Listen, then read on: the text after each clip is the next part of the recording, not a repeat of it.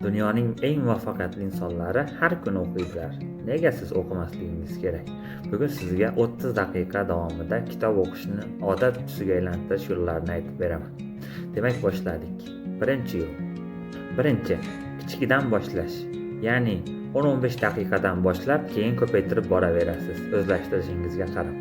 Ikkinchi, vaqt belgilash. Ya'ni har doim bir xil vaqtda kitob o'qing. Shunda tartibga moslashishni boshlaysiz. Bu ya'ni intizomni ham rivojlantiradi. Har kuni bir xil vaqtda o'qishni maslahat beraman. Uchinchi, joy tayyorlash. Kitob o'qiydigan joyingiz yorug' va tinch bo'lsin. O'qish joyingiz qulay. To'rtinchi, kitoblarni yaqiningizda saqlang, ya'ni ko'z bilan ko'ring. Joyi almashib ketmasin. Shunda u sizni har kuni o'qishga chorlaydi. Stolingiz ustiga qo'ying ko'proq. Beshinchi, audio kitoblar.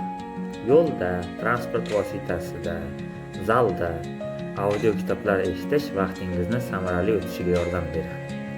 Keyingi videomizda biz o'ziga ishonchni oshirish haqida gaplashamiz. Aytgancha, sahifamga obuna bo'ling. Yangi yilgacha 10 ming obunachi bo'lishni maqsad qilganman. Bu esa sizning qo'lingizda.